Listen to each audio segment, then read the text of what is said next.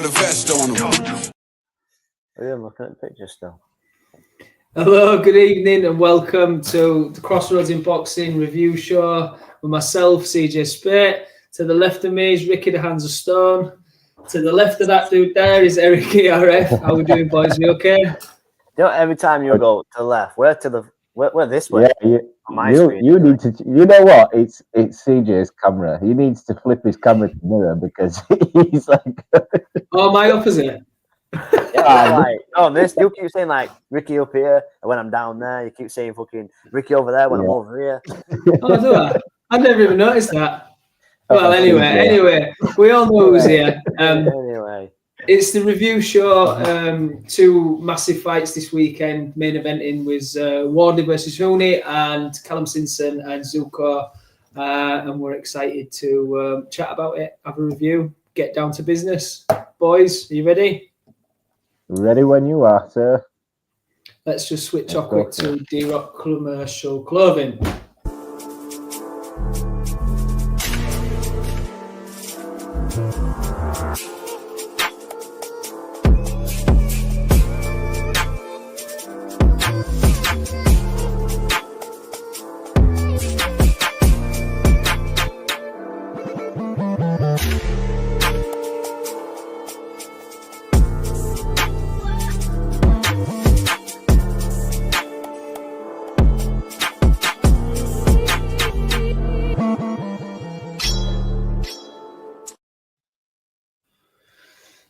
And we're back.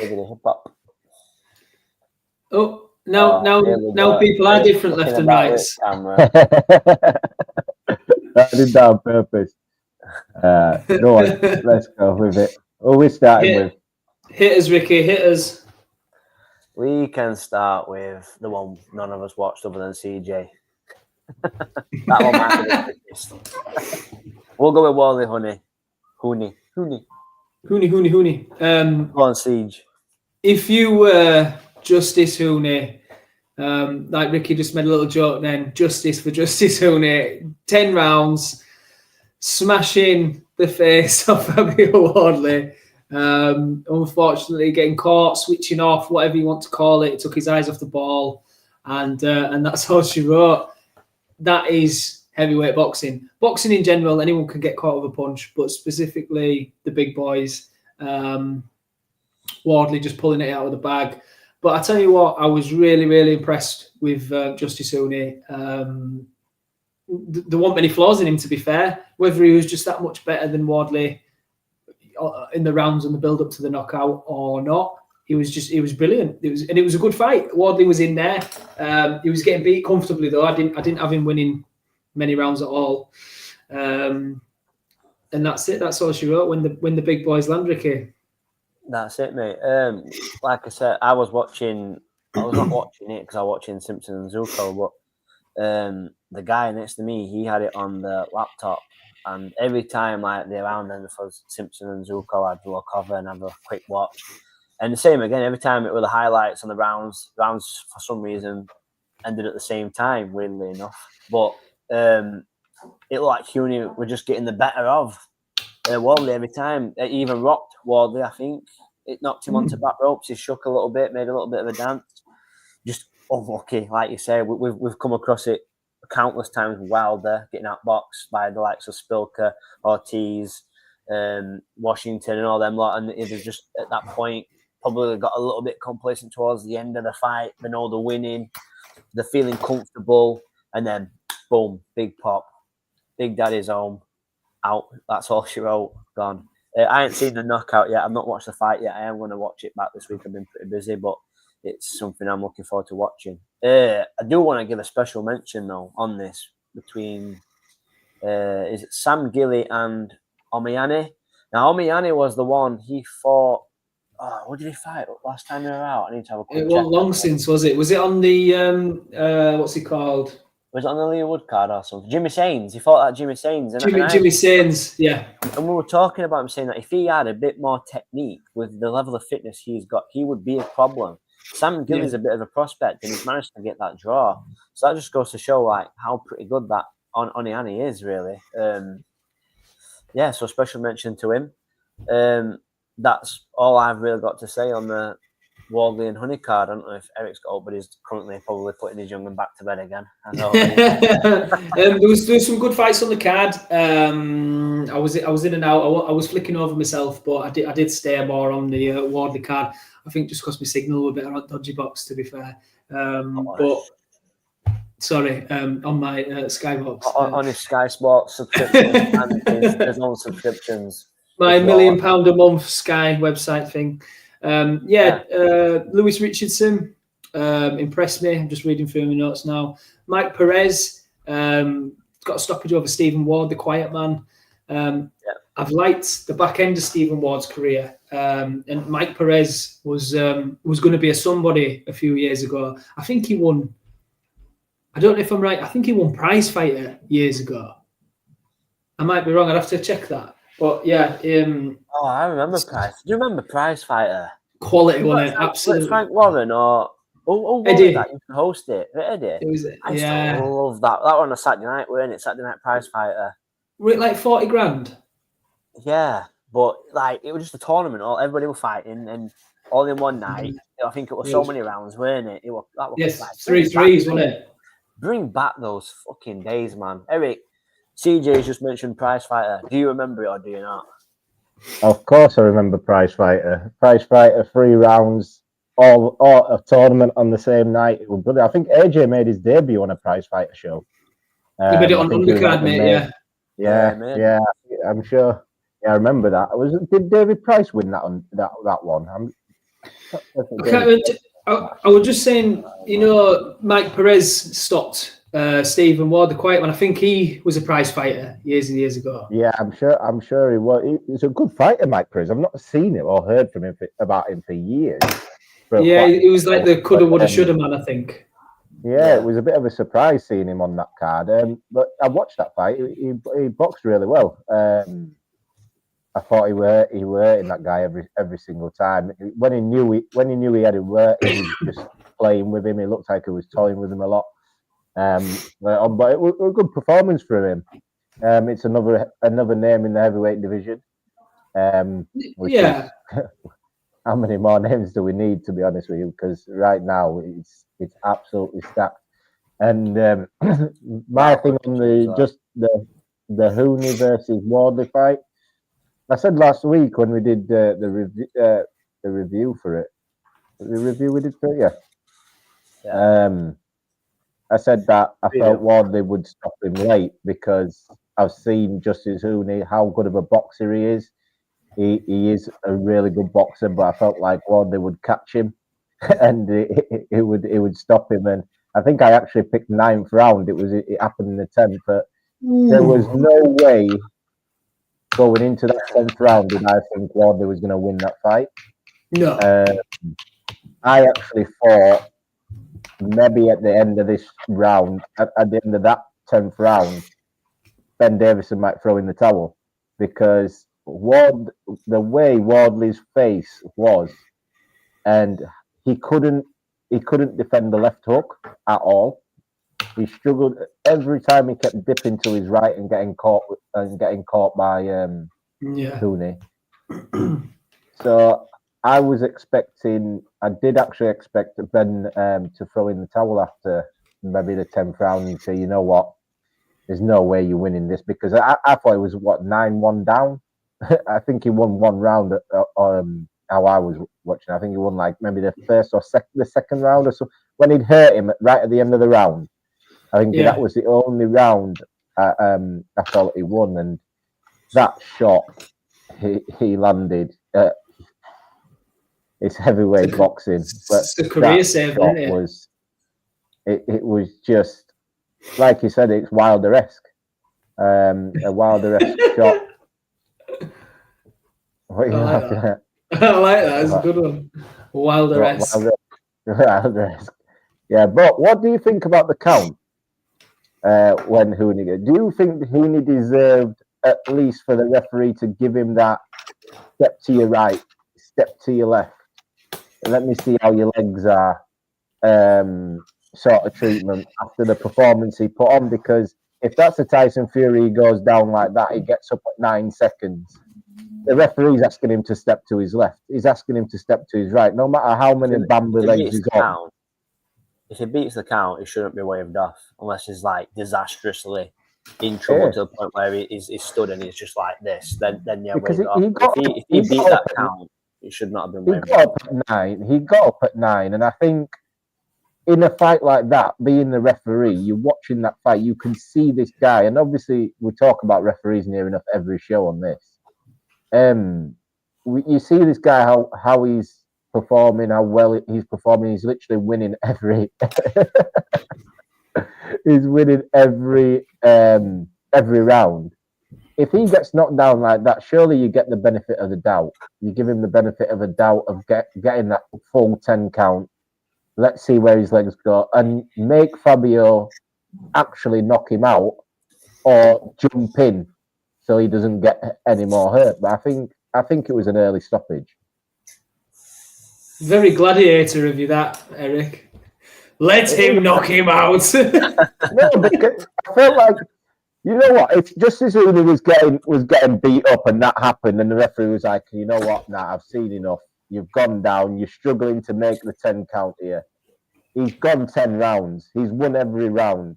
You give him that benefit of the doubt. The fact he got onto his feet at 9, you give him that benefit of the doubt of that extra seconds just to see how his legs are. And I don't think the referee gave him a chance to do that. I don't think there was too much complaining though. There wasn't. He was clearly hurt. I'm just saying, just in the case of how the fight's going, you give him that benefit of the doubt of, I get that. Let's see where your legs are, because he didn't even give him a chance to fully stand up. He started waving it as soon as his waist sort of lifted up. He waved it off.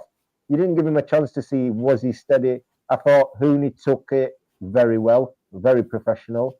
I even thought his post-fight comments as well, really professional, thanking Wardley and stuff like that. But he's certainly a problem. I think his stock has gone up a lot.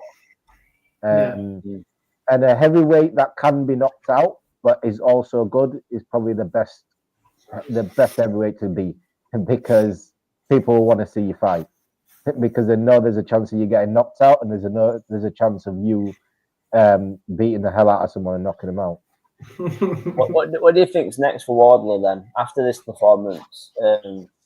We knew he could be outboxed anyway and pull it back because of Fraser Clark results. But what do you think's next for Wardley? Go on, Eric. I don't know if Wardley gets the Chisora final fight. He's asked for it, hasn't he? I wouldn't mind that, because we know what Wardley is. We know what Chisora is. Those two will stand and bang. And Wardley is not too far gone as in levels above Chisora, where, you can go on to do this and that rather than fight a Chisora. I think a Chisora fight is probably sells just as much as any other fight he can get in. He can possibly get at this moment in time. I think the Chisora fight sells more, and it's a bigger fight. It's a dangerous fight as well for Wardley, because he was rocked a couple of times by Huni. So, if you're getting rocked by Justice, you're definitely getting rocked by Chisora, and Chisora can bang. He's a bit slower these days, so maybe a little bit more easy to anticipate the shots coming. But it's still game. It's so game. Chisora, it's unreal. He's probably the scariest man in boxing today. I've seen him but a pizza guy. Shout out to Trey, our leader, our brave, tremendous leader in the house. He's put IBH North in the house, and he's put big up to Ricky. A tremendous job in Barnsley too. Ricky, you are absolutely smashing it, mate. So congratulations again, pal. Thank you. You're making Adam Smith look amateur with your interviews, honestly. Shall we move on to that show, actually? Well, what I was going to quickly say... go on then, go for it, mate.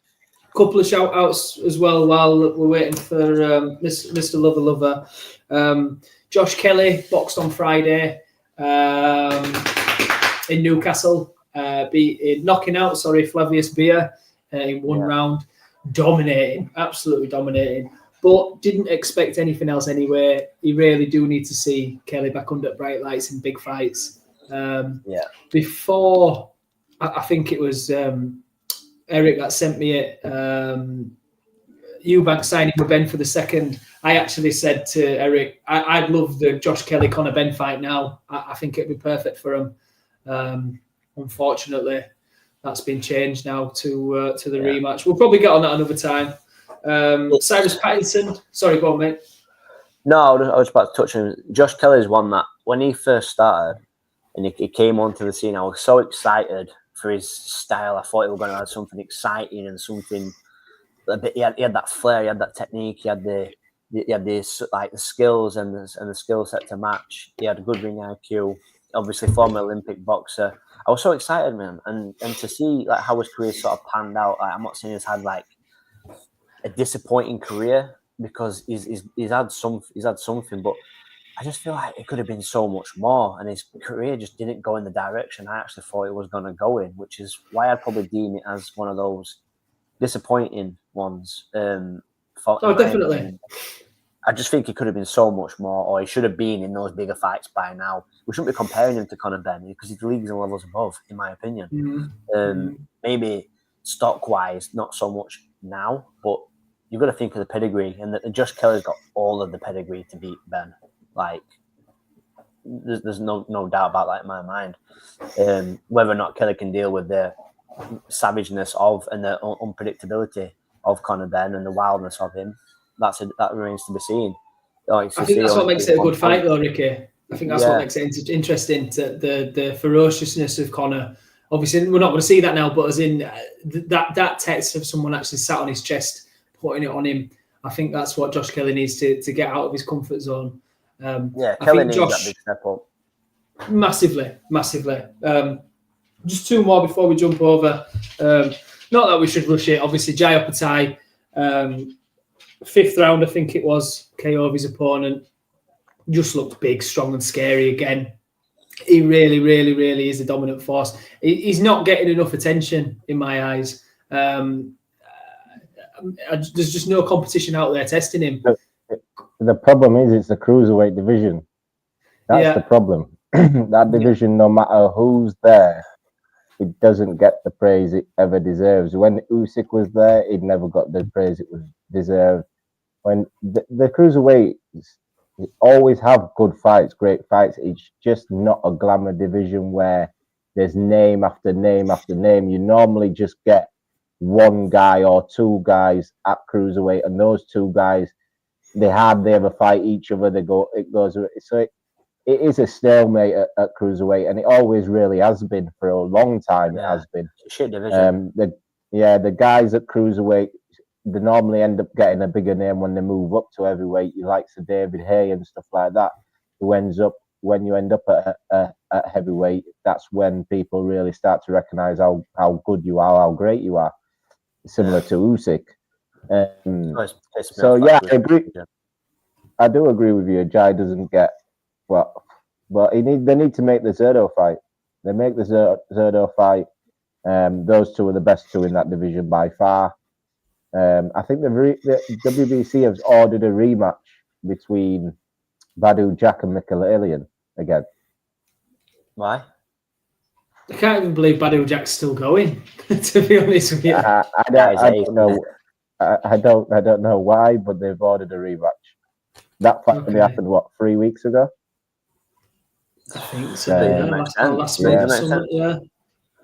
I don't know. I saw an interview with the WBC president on the Boxing Voice, and he said that they've ordered a rematch because the fight was a close fight, and the Mkhitaryan was coming on late notice. They came in at late notice, and because the fight was close, they've ordered a rematch. So I think it was a majority decision, was it? That's something like that. Yeah, or something like that. Yeah. Ricky, quick shout out to Libster. Yeah. Libster always tuning in. Your dudes can have 3 cappuccinos. We've got Ando in the Badou Jack quality fight still knocking about. Yeah, I know. It's the cruiserweight division, right, has always pissed me off because I've never understood how you can have light heavyweight, then cruiserweight. It should be heavyweight, light heavyweight, then cruiserweights, right? You know, you go back to like, I know I've referenced it before, but if you go back to the old WWE days, cruiserweights were Rey Mysterio. They were cruiserweights. These big fucking machines of athletes that were knocking people out. Rey Mysterio and the Hurricane were cruiserweights. Ricky, I've got one for you, right? Are you ready for this shot? Tajiri. Man! Getting that green mist at you. Honestly, you two need to chill. You need to go up. They're fucking cruiserweights, though. I just want to add, Andor saying quality fighter still knocking about. Badou Jack was in Eric's year, so just for reference of age, they went to school together. They went to school together, the cousins. And the cousins. Eric's got Swedish in him as well. He's got like Swedish in him, Manny Badou Jack. Yeah, he's Swedish. He's meant. Yeah, he's Swedish. Where we going from here? I've completely lost my train of thought. We can go. We're just doing. I was going to say, Ricky, you. The interviews you did an interview with Gomez Jr. Michael. I didn't do an interview with him. I did an interview with. I didn't do it with him. We'll start the card. So we'll go to the first fight of the night, which we read the George Johnson. He fought, I think, just a journeyman in Harley Collinson. Now this guy, this fight, right, for the first fight, was already for me like a fight of the night contender. It was a banging fight. It was amazing. Like that Red Johnson, he's got no promotional deal. He's got nothing. He's just always in the gym. If you watch the interview, he likes his women. And he was fancy. His guard were quite nice and basic, which was what you'll want to see.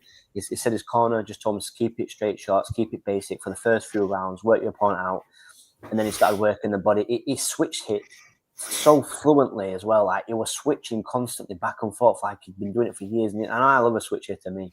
But he has got Kell Brook in his corner, which might like explain the reasons behind that. But honestly, it was so good. Like, probably not the biggest punch he won on points, but if he'd have had a bit more zap in him, like on the backhand and things like that, he'd have done some serious damage. He was very, very impressive to watch. He was on the prelims, to be fair, and honestly, if he gets promotion, I'm a fan of him now, and I'll be watching out for his next few fights and making sure he's in because he's brilliant. They were really good. I was really impressed with him. But not CJ. I was impressed, but not CJ impressed. I was just impressed. I ain't cursing no one. Don't be like that, boys. No, yeah, you know what? I'm glad you brought it up. Could we just CJ?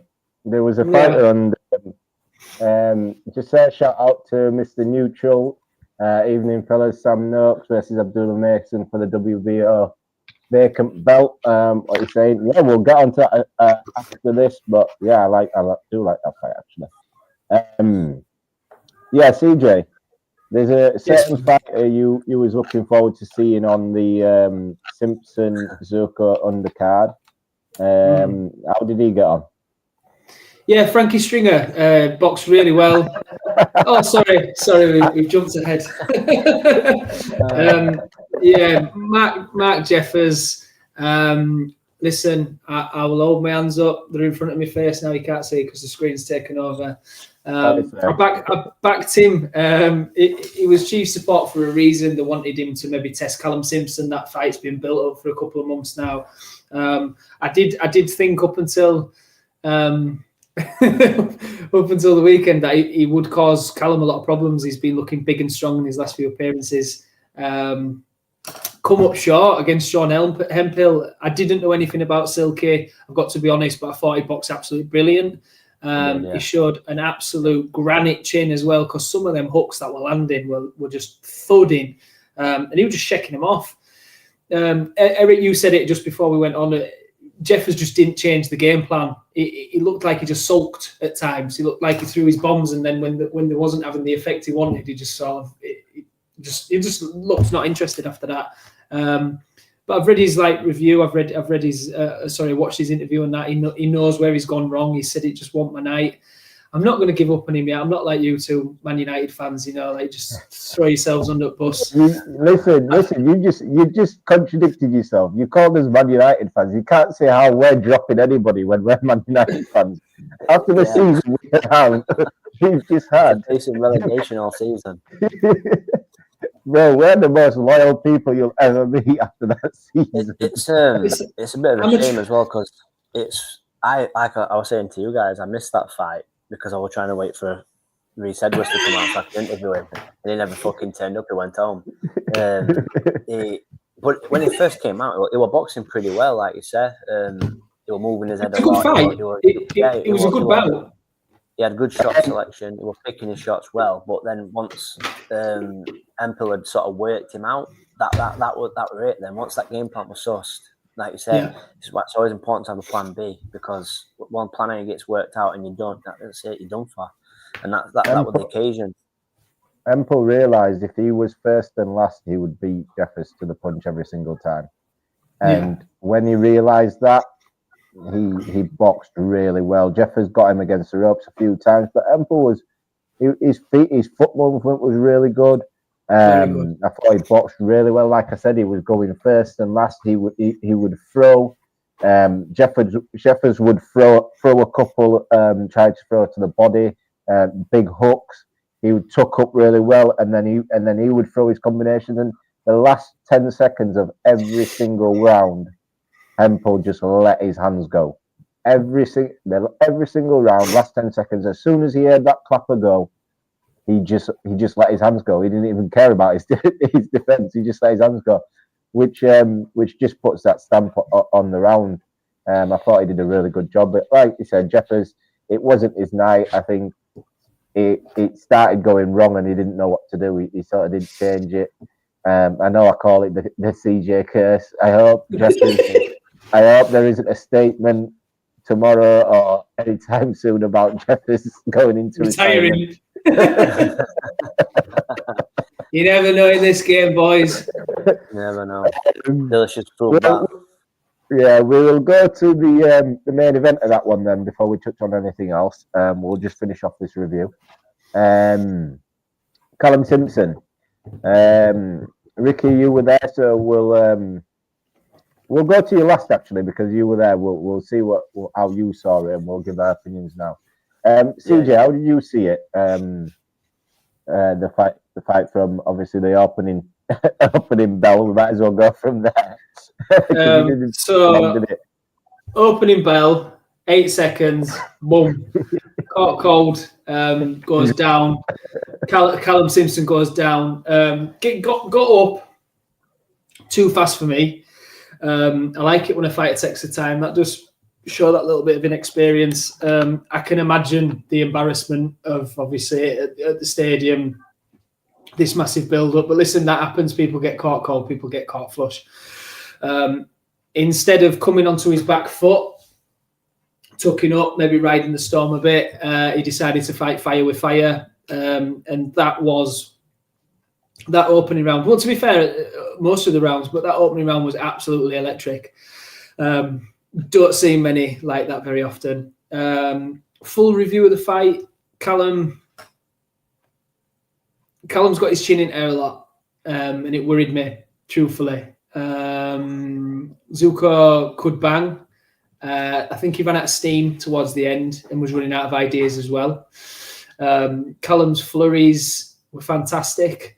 He reminded me of a young Eubank Jr. with his uppercuts and that ferociousness, dipping down, whipping him up, just like that. So yeah, I'm impressed. I was impressed with the finish. I loved his body work. Just the worry for me going forward is how much his chin was in the air and how vulnerable he did look at times. That's no disrespect. I'm a massive Callum Simpson fan, but super middleweights, Ricky, can bang. There's some big punching super middleweights out there. What do you think? I'll give my opinion on it because Eric's not here. So all the way through this show, I'll go on, Eric. I'm back. Don't worry. I'm back.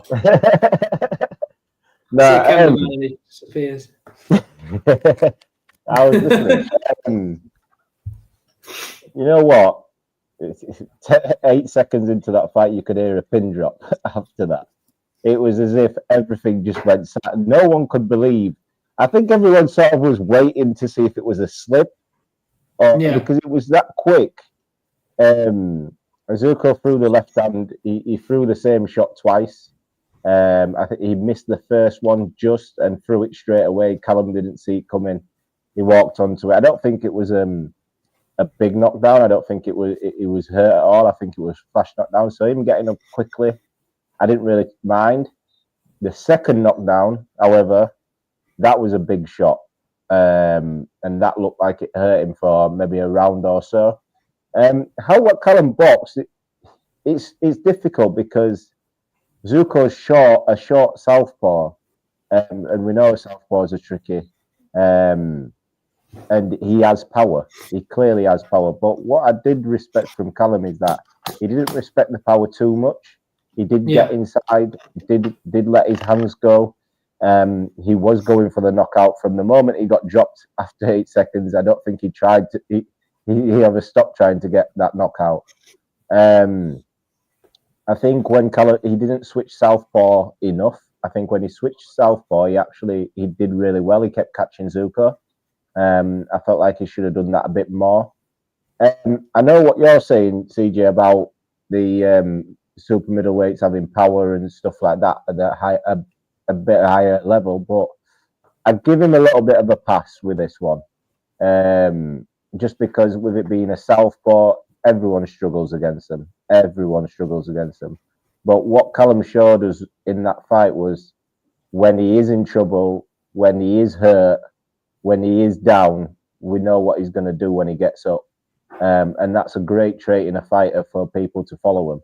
And I think people look forward to seeing him more. They're seeing that vulnerability there. Like I said, vulnerability in fighters sell. And unfortunately, people don't like to see it, but it sells. A little bit of a vulnerability in somebody who's meant to be great, who's meant to be really good or highly touted. It's good for the career. Go on, Rick. Yeah.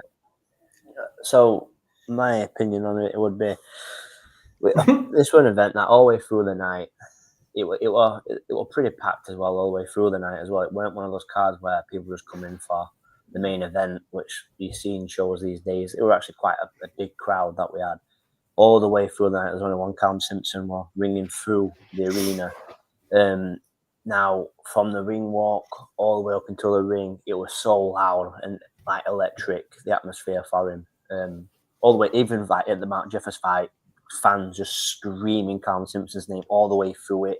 As soon as Mark Jeffers got beat, the fans were cheering, they were singing, they were chanting USA, they were waving Mark Jeffers off, and they were jeering him as he walked down the aisle, a loser. He had to walk through the crowd all the way around.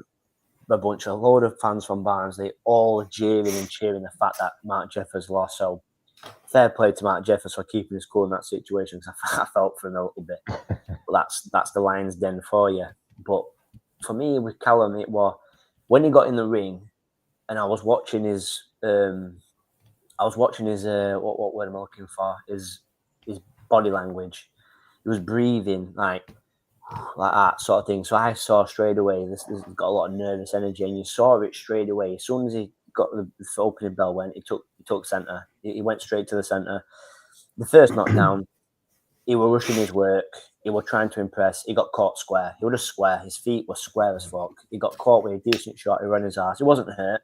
So again, I weren't too mad when he got up a bit quick. He did test his legs. He did a little stamp on the floor to test his legs. He wasn't hurt. And then he took that round. I think some people even still scored that round at 10-9 for Simpson. 10-9. I scored it at 10-9. I scored it at 10-9. And then the second round against Simpson, he was just swarming Zucco all the way through. Got caught with big shots himself, which I thought, again, he's trying to force a stoppage. The third round again, it was a bit of a heavier shot, but it was so square in the corner. So it was square on like I am now, trying to throw these uppercuts, landing these uppercuts, and honestly, that you can't do that at the top of your game. Now, what my worry were for him was when he got dropped, he was just pressuring on him again. He didn't think. What I'm going to do now is I'm going to start boxing a little bit because he was miles better boxing than Zucco, miles better. Whereas Zucco was somebody that he's a banger. He's somebody. He's not technique. He's not all technical. He's going to get in your face. He's going to try and knock you out. And that's his game. 18 kills and 20 wins. That's what it's about. Now, Simpson, I just thought if he'd have just boxed, he came in first round, worked his jab a little bit, eased in. And then maybe try and force a finish. But he was just trying to force his work all the way through that fight. And that's what caused knockdowns. And I just think the occasion maybe a little bit got to him. 15,000 fans in the Barnsley Stadium. He sold more tickets than Barnsley do for their football matches. So it shows you the kind of,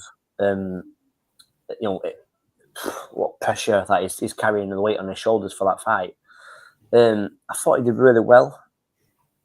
Obviously, he got the win in the end. He was knackered, and I was worried about his pace because he fought at such a high intensity. He was constantly in the pocket, and I guess that's one way of getting around the southpaw stance as well, just constantly in the face. Don't give him enough space to breathe because that's what he did. When he was exhausted, I think towards the 8th, he did start boxing a little bit more on the back, not on the back foot, but out at distance, and he was working really well. But overall, I was really impressed with Zucco as well, guys, if I'm honest, because he's come to Lions Den.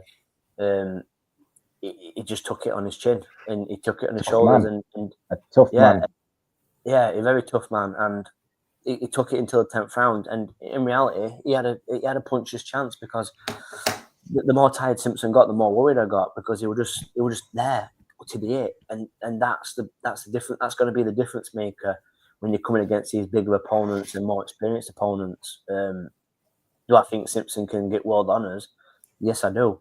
It'll be difficult, though. It'll be a difficult journey for him. There's some great fighters up there, and he's probably got a bit of work to do maybe before he does because you can't be getting caught square by someone up until that point was pretty unknown. Now, we know it happens. It's boxing, but he got caught square twice in the same fight. He didn't learn from the first time.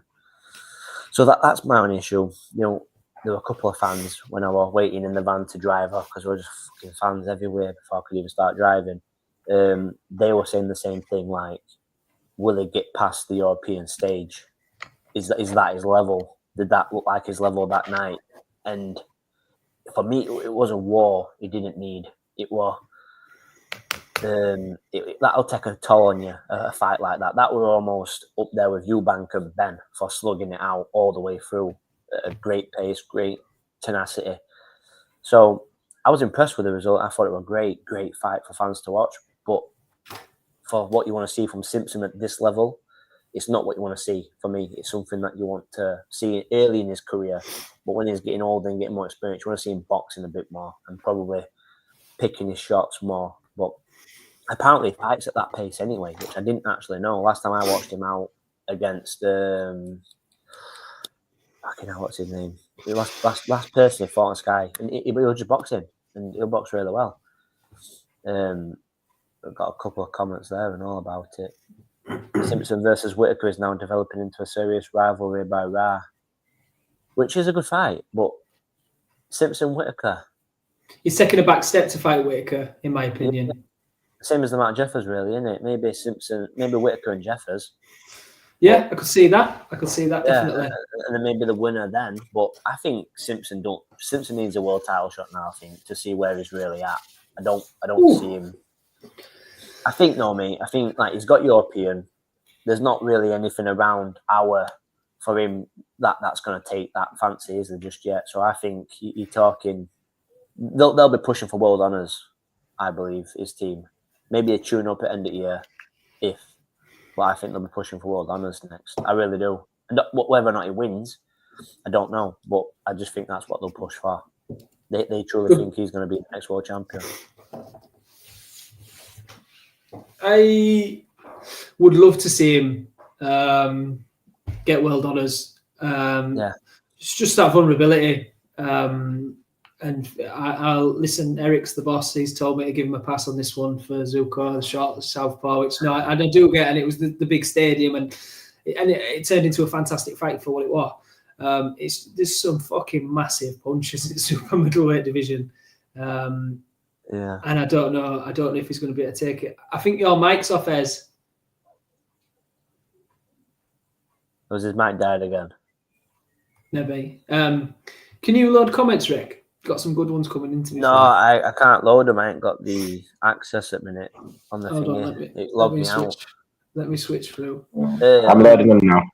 Can you hear me? All right, cool. Yeah, got you, buddy. Right, where we started? We'll start from Ra says evening, gents. Then he says maybe. Go on then, CJ.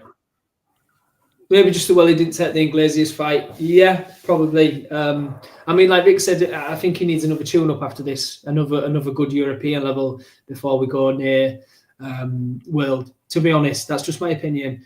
There's a comment. It might be a few forward of Ra chucking in a few names like Ezra, Edmondson, Hutchinson. There's some big names out there, some great fights. The Hutchinson fight, I love that fight. That's a great fight. The Hutchinson fight is a pure boxer versus a boxer puncher, which will be a really, really good fight. Callum will Hutchinson will make him work because his feet are good. But the thing is about Hutchinson is his gas tank is terrible. After 7 rounds, he hasn't got a gas tank. In the last 2 fights I've seen him, even the Joshua Buatsi fight where he lost on the cards, I felt like Joshua Buatsi should have stopped him because he was gassed. He was absolutely gassed, and I don't know what. Yet again, Buatsi did it in the Callum Smith fight, just not putting his foot on the gas when he's got somebody hurt. When you could do a bit more, just not doing enough in the exchanges. I think Ezra Taylor fight, that would be a firefight. That would be an absolute firefight. But I think it's too soon for Ezra Taylor to be taking that fight. Edmondson, go on. I just think Simpson he needs a top 10 world contender. Whatever ranking system they're going down for the world title next is, you need a top 10 name in that system. He's ranked number 7 or 8 with one of the bodies. Mark Jeffers is ranked higher than him with one of the bodies, I believe. At 7, I think Simpson might be at 9. He needs a top 10 opponent for me. Jeffers probably will be on the back burner after coming unfortunately unlucky against Hemphill. But he needs a top 10 opponent for like maybe at the back end of the year, and then look at maybe next year World Honours if he's competing at that level. I think if they try and work the world title shot next, I think it's jumping the gun a little bit too soon, in my opinion. Iglesias is the danger man in the division. He's also on vacation in Ibiza right now, where I'm going this summer. Any tips appreciated. Stay away from him. Go on. I was going to say stay away from Gary Lineker's brother.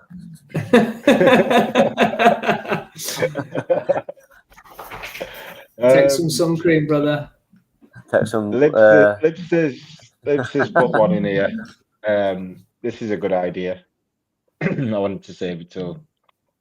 You guys should do some mini games on this, i.e., who can name the most boxers under 5 seconds between yourselves, etc. Then you can mention boxers that people haven't heard of, and things like that. All right, okay, chuck some games in. Yeah, I'm down for that. Yeah. We have got a segment list, to be fair. We have got a segment list which we need to. Yes, we need to add it to. What else we've got? There's some news. I want to mention. We're done with. Go on then, Ricky. What you got? I just want to for the rest of the card. Ellis Price versus Jake Price. A TKO win for Ellis. Wildcat performed really well. Got his opponent hurt, swarmed him, and forced a stoppage. He's looking promising. He's fighting out of Leeds as well. So he's another Yorkshire lad coming up. CJ, you might have heard of him if he's out of Leeds, actually. Yeah. But again, I interviewed him. He's on the YouTube channel. He's looking promising. And I'll save like the best interview for us with Mario Silva. Very, very looking very sharp, very good. again, I think he forced. I don't know if he got. Yeah, he got the towel thrown in against for the fighter he went against. Just very impressive. He had a Philly shell. He was fast. He picked his shots well. He were combinations. He were dominant. And honestly, for a young lad, he speaks so well. Like he's so confident. He got interviewed at the end after his fight, and he rhymed his full fucking answer, which is why I said in the interview, can you do a rhyme? You need to get back to him on that rhyme. I need a rhyme. I'm going to message him actually and get a rhyme out of him. Again, I didn't manage to catch the Frankie Springer because I was interviewing Mario at the time. Reese Edwards and Thomas Asomba, short notice opponent. I thought Thomas Asomba did really good. His corner. He had Sonny Edwards like ringside, right? And is it Boston? Janae Boston? Fucking hell! All the way through that fight. Hey, are you doing it? Whoa, lovely. You're doing well. Yeah. Every time somebody did anything, I was like, fucking hell, shut up. And like his corner, yeah. So they had the guy. They were telling him like, spin off, boom, land your backhand shot, zigzag. They were telling him to zigzag in and things like he couldn't handle, like Sonny Reese couldn't handle zigzags and stuff like that. And to be fair, certain tactics were working for him. It was quite a close fight. But unfortunately, after the loss, Asomba laid down his gloves and decided to retire after it. Reese picked up a win, tried to get an interview with him whilst Mark Jeffers was competing, but it turned out he didn't even go out to see the media, he just went home. So bit annoying, like, but because it was 43. Yeah, about that one. But Reese, you're an interview, you fucker. In my notes, lads, I just wanted to add, and to be fair, Eric, you touched on it when we was talking about the WardleyHuni fight, about the refereeing, and how we usually slagging referees, aren't we? Just flicking through my notebook. I've done a little bit about how good the referee was in the Callum Simpson and the Zucco fight. He let them get on with it. He let them go toe-to-toe. Got a bit scrappy at times where they were inside and maybe a little bit of grabbing and touching. He let it go and it turned into a fantastic fight. So I thought that was worth a little shout there because we're usually quick to jump on referees. I was quite impressed by him. So I doff my cap to you, sir. The thing about referees that I don't like, I'm for referees to a degree, right? And the thing is right, we are only human, right? These guys are in a situation where the decisions they make can be fucking detrimental to a result of anything, right? And they're only human, like they're only people. Like when Howard did that with Foch and Groves, yeah, okay, we all get it. He got death threats and everything. Now, people are quick to jump down the throats of people, but you got to think if there's no referees, there's no boxing. So I think maybe things need changing a little bit to make it a bit where, like, I don't like the referee who was always slapping and touching the boxers and Bob Williams always took the little scouse one with finger nose, little cockney one, sorry, always touching and fucking slapping their arms away. He did it with Dave Allen against Fisher, and Dave Allen nearly got smacked in the face from it.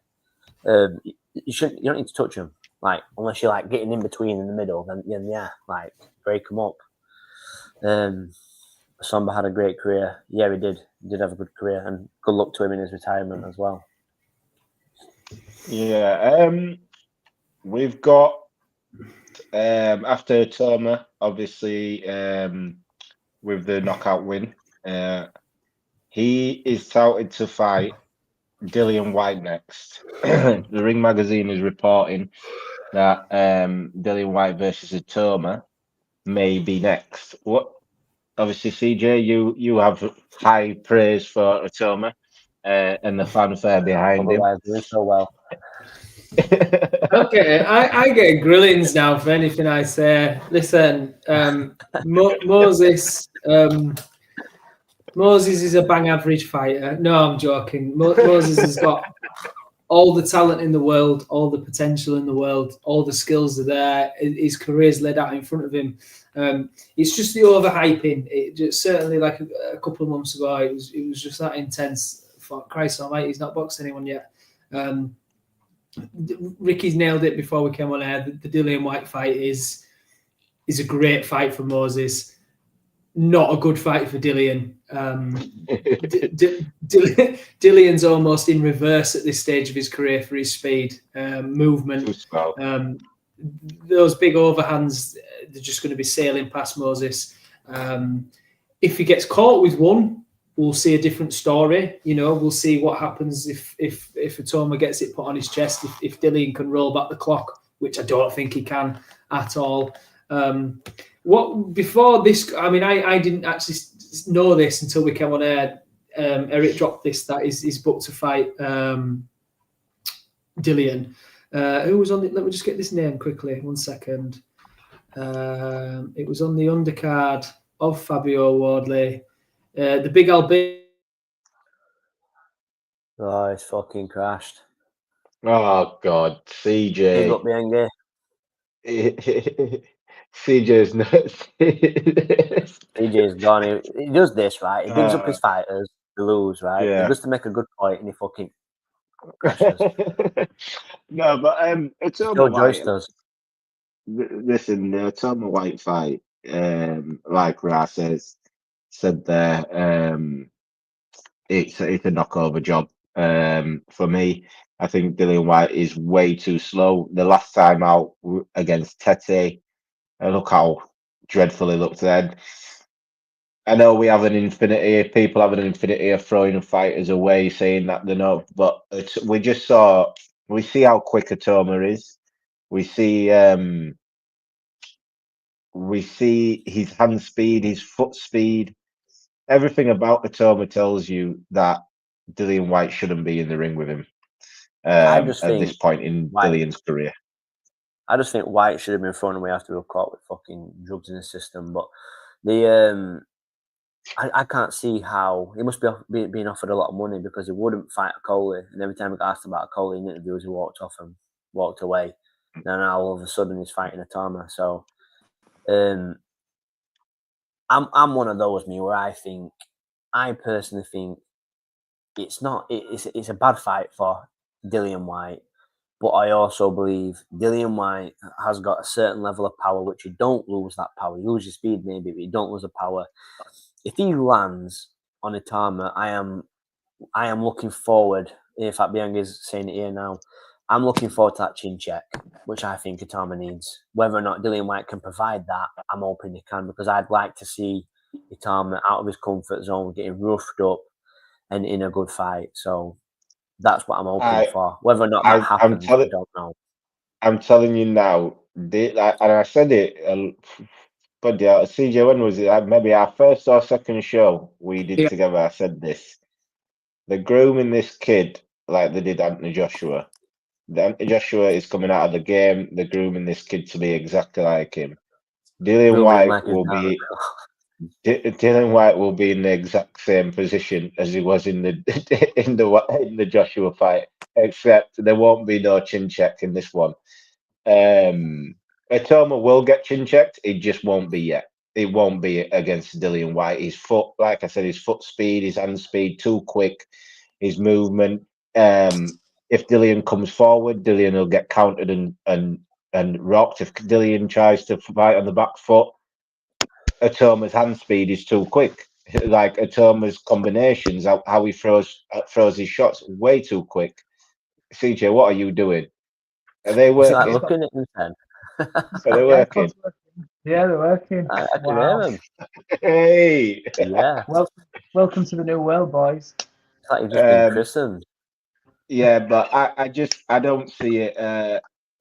Bianchi says that he can see there might be a upset, but no, I just think Atoma is too smart at this point, at this stage, and Dillian is on the back, like he is completely on the backside. This is possibly Dillian White's last fight.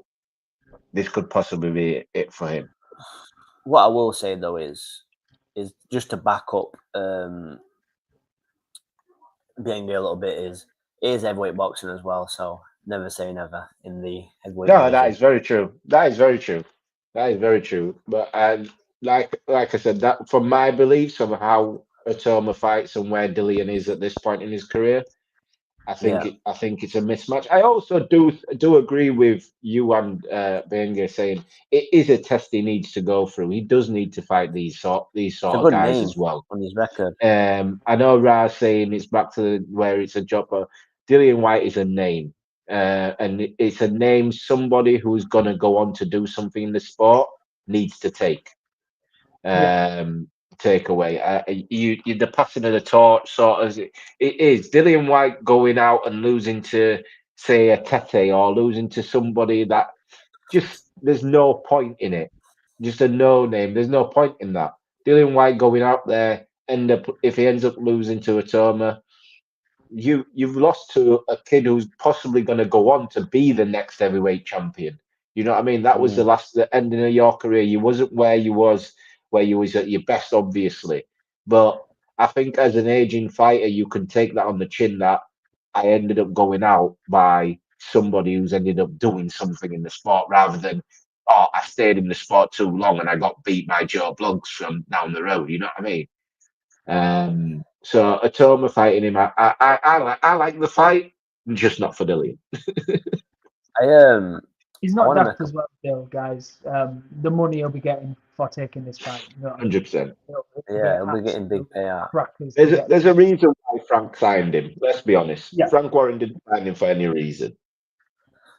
You know, after the Usyk and Dubois fight, can we also say, can we have a fucking break from stadium shows as well? Because they're doing me head in. Like, it's been stadium season this season for fucking boxing. Like, every fight's been in the stadium. And it's getting to a point now where the setups sometimes are good, sometimes are bad. Like, the media sections from the two that we were at, or the two I've been at, have both been shocking. It's been freezing both times for people, unless you're drinking and getting smashed. Then you can't feel it. It rained for both. So I'm just, The problem with the outdoor shows as well. The problem with the outdoor shows as well, aesthetically, for people on TV, the production is brilliant. The production is fantastic. It makes it look amazing. But when you are at the arena, for a fan at the arena, if you are not in Wembley where AJ is selling it out, where it's every seat is literally packed out, there is no point having a stadium show where you are using one stand. You are using one main stand, and you've got the rest of the stands either blocked off or you've got like 50 people there. Or there's no point in it. There's literally no point. Give me an arena, put me in anywhere else where it's warm inside, and fill that arena up. It's better. Then you don't have to work. Interviews. You also don't have to work as hard on production to hide the fact that half the bloody arena's empty. Not just that as well. Like you said, like the Keepmoat one, there weren't that many fans there. I can't see how they made that work. Oakwell, there were a lot more fans there, but I mean, let's take it back to the arenas. Like utility, you can at Sheffield, you can get 13,000-15,000. That the same as what they sold at Barnes, and it'd have been jam packed. It'd have been a miles back atmosphere because it echoed the crowd. So I just don't get what the big deal is with all these stadiums. It's just it's fancy, it's lucrative, it looks the part when it's outside and you've got the venue and the lights of the stadium. But when you're in it, it's not the same. It's not the same as like the Sheffield arenas, the O2 arenas, the Manchester arenas. They are miles better setups for me. Like Manchester Arena, when I went to watch Frampton and Scott Quigg, it was absolutely booming. Do you know what I mean? Like that were booming. And then we went to the Keepmoat one, it was dead. The atmosphere was dead. Nobody even sung Sweet Caroline. No. Oakwell were better. Oakwell had a miles better atmosphere. But the last like one I I went said, though, the Echo Arena one also, the undercard was heavily stacked with local fighters who had a lot of fans there. And how late the show went on. Echo. It's listen, it's all spelled the same. No, it's not. There's an H in Echo. It is. Nah, it's not. Not in my world. Listen, I'm from Gould. We say Echo. We don't say Echo. Anyway, back to my point. Going back to your point. Yeah, even at the Eco Arena, I apologise. Stadium. There's so much space that when you're there, it doesn't even feel like a big show. It didn't feel like a big show at all because of how much room there was in there. They might as well have just gone. You've gone on the pit. There's more people there for a Sunday League game most of the times, but the undercard was so stacked that with local fighters that once they fought, their fan bases was like, "No, I'm gone. Like my fighter's gone. I've come here to see this fighter. I'm going." And with how late the show went as well, that didn't help. People wanted to get home. They were fed up. Like Ricky said, it were raining, cold. You just can't be bothered. 11:30 ring walks. It's crazy. I want to see. Last few comments before we think I thought CJ had frozen. Yeah, I'm listening. I'm mesmerised by my headphones. Ipswich, good atmosphere once Fabio came out. I didn't. Did you go to the Ipswich one? Sorry, CJ. Did you go to the Ipswich one? If you did, we wasn't got sure him on. Yeah, I didn't realise you went. Can't we get him on now? Can't we get Ra on now? Well, we're an hour. We're an hour and 1 minute in. Oh, should have said we'd have got you on, Ra. Particularly boxing and football. Saudis are buying everything upstairs. Saudis have literally. I've got an opinion on I'll tell you, a lot of people are not happy with everything going to Saudis as for boxing. If it weren't for His Excellency Turki Al-Sheikho, we wouldn't have had half the fights that we would have had. The big name fights when he started slinging them together. So we do have that to be thankful for. And if you ever get to watch this, Mr. Excellency Greatness Turki Al-Sheikho, and you need a Yorkshireman to come, possibly be a cut man or in the corner, I'll be there. I'll do it. I'll get on that flight. If EasyJet go to Saudi, I'm there, brother. Bro, yeah, listen, they managed to get Paddy out there. I'm sure they can get you out there. I'm down for that. I was there. Ra was at Ipswich. Actually, I need a replacement. We're sacking Ricky for one day on Thursday. Wait there. Wait there, though. I want Ra on the show when I'm on the show, too. Ra's got to be on when I'm on as well. You can't replace me for Thursday. You have to change the day. I tried, bro. I tried. Ricky said you can't replace him. No, you've got to be on the show when I'm on the show. Thursday, I am going to try and get someone, and I am speaking to someone at the moment, James Boyle, who's an author of boxers books. CJ actually has one of his books. Go on, CJ, which one is it? Mid through it. When I'm indulging in our hot tub on an evening, I'm flicking through the pages. It's actually really good. Just a different look of it. Some people, fantastic. Some northern people as well, like Paul Sykes and things like that. It might not mean a lot to you southern softies who are watching this, but he's like a northern hero. There's just a lot of different takes. It's just Which book is it? What book is it? What's it called? This is Tales of Pugilism from best-selling author Jamie Boyle, and I'm enjoying it on an evening. I am absolutely enjoying it. Yeah, so hopefully we will be able to get Jamie Boyle on. I'll probably try to get him on Thursday, seeing as Ricky's busy with work. I'll try and get Jamie on. Ricky's not going to be happy this week and all. But listen, we're going to be back. I was about to say next week. We're going to be back Thursday. Thanks for tuning in. Ra, thank you very much. Libster, as usual. Who else was there? Benge, Trey. We appreciate your comments. Thank you very much Mr. Neutral, Ando. I'm going up the list now. Just thanks for tuning in. Everybody on Twitter and on Twitter watching, thank you very much. And that's it from me. CJ? I'd like to do a little shout out for St. Leonard's Hospice charity shop for my iPod pods things. They're really good. Thank you. No, thank you guys. Thank you for tuning in. We don't have a show without you guys. Get on his socials as well. Ricky is always on our boxing league as well if you want to join in on that. There's loads to go out now, guys. We're branching out. We're doing all sorts of crazy stuff. We're always trying to get guests on. And I don't think we do a bad show for three Doylem Yorkshire lads, to be fair. So keep tuning in and keep things going. All I want to say is that if you like what you see, like, share and subscribe.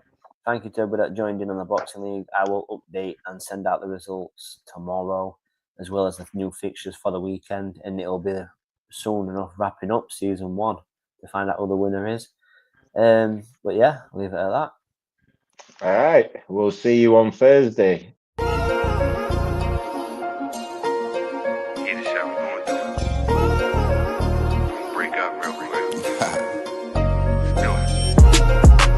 Yeah, we gon' live it up. And drive the haters crazy, we gon' burn the clutch. And ball outrageous, we gon' double up. It's all for the fam, cause all we got is us. Real nigga can't step on them. Protect at all costs, put a vest on them.